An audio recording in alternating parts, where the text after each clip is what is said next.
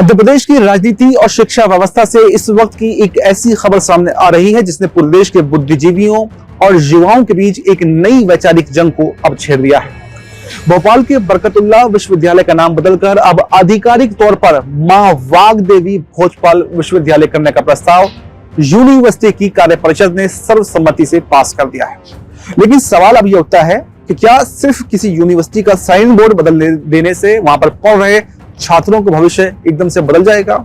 क्या नाम बदलने के इस राजनीतिक शॉर्टकट से कॉलेजों की बदहाली दूर हो जाएगी? और सबसे बड़ा सवाल तो यह है कि सरकारें आखिर काम और पढ़ाई पर ध्यान देने के बजाय नाम बदलने के इस नए ट्रेंड के पीछे क्यों भाग रही हैं?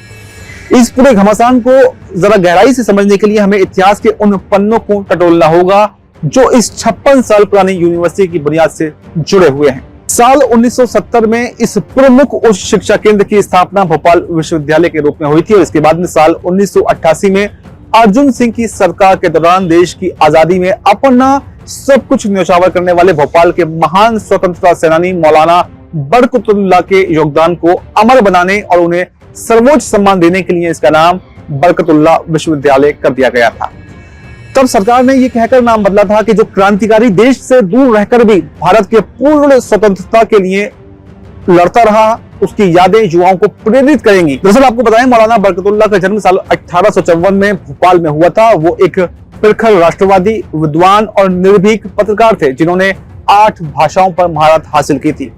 उनके नाम इतिहास का वो स्वर्णिम रिकॉर्ड भी दर्ज है कि साल 1915 में जब अफगानिस्तान की राजधानी काबुल में भारत की पहली अस्थायी निर्वासित सरकार बनी थी तो मौलाना बरकतुल्लाह को उस सरकार का प्रधानमंत्री बनाया गया था, जिन्होंने गदर पार्टी से जुड़कर 7 समंदर पार आजादी की अलख जगाई और रूसी क्रांति के महानायक व्लादिमीर लेनिन से भी मुलाकात की थी। लेकिन आज उसी महान स्वतंत्रता सेनानी के नाम को हटाकर इसे मां वाग्देवी भोजपाल विश्वविद्यालय करने के पीछे तर्क दिया जा रहा है कि मौलाना का अधिकांश जीवन विदेशों में ही बीता था, जबकि राजा भोज ने इस पूरे क्षेत्र की सांस्कृतिक और शैक्षिक पहचान को संवारा था। अब यहाँ पर सबसे गंभीर और कड़ा सवाल तो यह उठता है कि आखिर नाम बदलने का यह खेल आजकल इस कदर ट्रेंड में क्यों आ गया है? क्या सरकारों ने यह मान लिया है कि जनता के बुनियादी मुद्दों जैसे गुणवत्तापूर्ण शिक्षा, आधुनिक प्रयोगशालाएं, नई लाइब्रेरियां और रोजगार से ध्यान भटकाने का सबसे आसान तरीका सिर्फ नाम बदलना है? शेक्सपियर ने भी कहा था कि नाम में क्या रखा है, लेकिन आज की सियासत कहती है कि नाम में ही तो पूरा का पूरा वोट बैंक छुपा हुआ है। जब सरकारें परीक्षा समय पर कराने में नाकाम हो जाती हैं, जब कॉपियां जांचने में धांधली होती है और जब डिग्रियां सालों साल तक लटकी रहती हैं, तब अचानक एक नैरेटिव खड़ा कर दिया जाता है कि अपनी सांस्कृतिक पहचान को वापस पाना सबसे ज्यादा जरूरी है। अब सरकार से सीधे तौर पर यह पूछना चाहता हूं कि नाम बदलने से क्या यूनिवर्सिटी की ग्लोबल रैंकिंग सुधर जाएगी? क्या वहां पर खाली पड़े प्रोफेसरों के पद रातों रात भर जाएंगे? सच तो यह है कि नाम बदलने से कुछ नहीं होगा। सारा बदलाव सिर्फ और सिर्फ नीतियों की जमीन पर लागू करने और बड़े कड़े काम से सामने आता है। आइए अब आपको मध्य प्रदेश की शिक्षा व्यवस्था और बेरोजगारी की वो डरावनी हकीकत भी आपको बताते हैं जिसे सरकारी आंकड़े खुद बयान कर रहे हैं। मध्य प्रदेश आर्थिक सर्वेक्षण और रोजगार कार्यालयों के आधिकारिक आंकड़ों के मुताबिक इस वक्त प्रदेश में पंजीकृत बेरोजगार युवाओं की संख्या 30 लाख से भी ज्यादा है।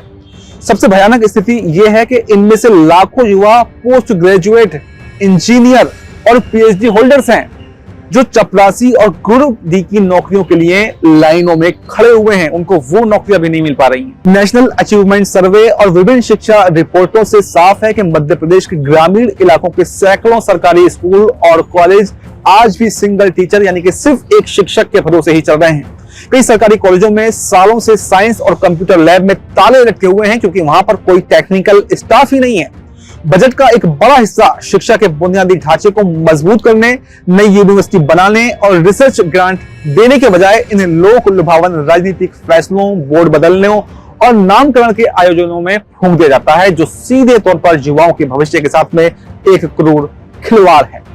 तो कुल मिलाकर अगर देखें तो भोपाल की इस ऐतिहासिक यूनिवर्सिटी का नाम बरकतुल्लाह से बदलकर मां वाग्देवी भोजपाल विश्वविद्यालय करने का कागजी जो प्रस्ताव है भले ही पास करके राजभवन भेज दिया गया हो, लेकिन जमीन पर पढ़ रहे हजारों छात्रों की किस्मत कब तक नहीं बदलेगी जब तक कि सरकार अपनी प्राथमिकताओं को नहीं बदलेगी। राजा भोज और मां वाग्देवी का सम्मान करना हर भारतीय का कर्तव्य है, लेकिन भूखे पेट और बेरोजगार हाथों को पहचान से पहले रोजगार और एक बेहतर शिक्षा व्यवस्था की जरूरत होती है। अब ये हमारा सीधा सवाल है, क्या सरकारों को नाम बदलने के बजाय कॉलेजों की पढ़ाई, प्रोफेसरों की भर्ती और युवाओं को रोजगार देने पर अपना पूरा ध्यान नहीं लगाना चाहिए?